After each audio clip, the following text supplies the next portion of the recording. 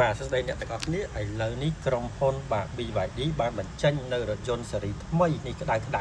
ក្រោមតែដាក់មកកណាត់ជូនបងប្អូនមើលបងប្អូនមួយចំនួនគាត់អាចដឹង90%តើជា model អ្វីដោយសារតែបងប្អូនយើងឥឡូវគឺបកកែស្រាវជ្រាវណាបងប្អូនបាទអញ្ចឹងអាចលាក់បានទេ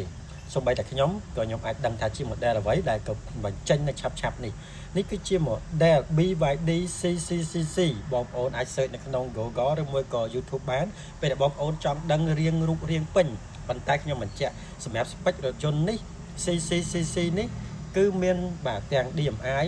សាំងនៃអគ្គិសនីជាមួយនឹងអគ្គិសនីសុទ្ធប៉ុន្តែសម្រាប់ការនាំចូលរបស់ក្រុមហ៊ុនផ្លូវការ BYD ប្រហែលជានាំចូលតែអគ្គិសនីសុទ្ធដែលមានរ៉េង400គីឡូ500គីឡូទេបើតាមខ្ញុំស្មានតែសម្រាប់ option នៅប្រទេសក្រៅគេនាំទៅប្រទេសក្រៅគឺមានរ៉េងរហូតដល់630សម្រាប់អគ្គិសនីសុទ្ធអញ្ចឹងតើតើរូបរាង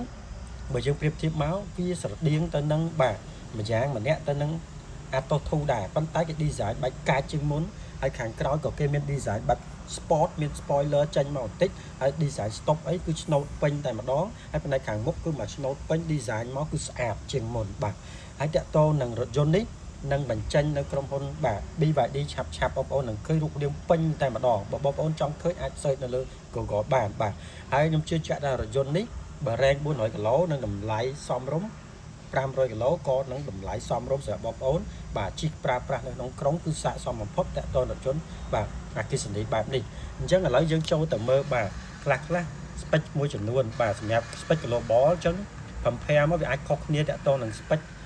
ចិនឬមួយក៏ spec global របស់ក្រុមហ៊ុនយកមកអញ្ចឹងបើសិនតើនៅក្នុងនេះគឺ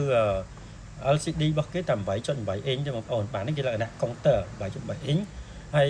សម្រាប់ entertainment អេក្រង់គឺ 12.8 អ៊ីងប៉ុន្តែជាក់ស្ដែងខ្ញុំឃើញមានដល់ 15.6 អ៊ីងទេក៏មានដែរបាទ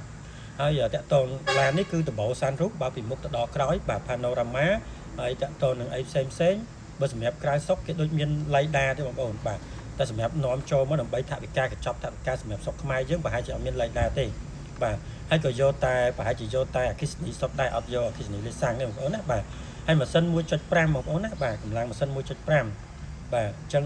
វារ៉េងវាតុង400គីឡូ500គីឡូហ្នឹងហើយបាទតែក្រុមហ៊ុននឹងនាំចូលឆាប់ឬមួយក៏មានការប្រែប្រួលអីផ្សេងទៀតអញ្ចឹងបងប្អូនអាចនៅមើលក្នុងនេះបានខ្ញុំនឹង highlight តិចជូនបងប្អូនបាទហើយតើតើ accessory គ្រឿងតុបតែងរថយន្តបាទថ្មីរថយន្តអគ្គិសនីថ្មីគឺខ្ញុំនឹងនាំចូលដូចគ្នាតើតើរថយន្តនេះខ្ញុំជឿថាចូលមកស្រុកខ្មែរយើងតម្លៃត្រឹម 20000 ឬមួយ 20000 តិចតួចនឹងមានទីផ្សារហើយតើតើនឹងគ្រឿងតុបតែងអត់ខ្វះបងប្អូនអាចមកលេងកន្លែងខ្ញុំបានបាទអរគុណច្រើនបាទ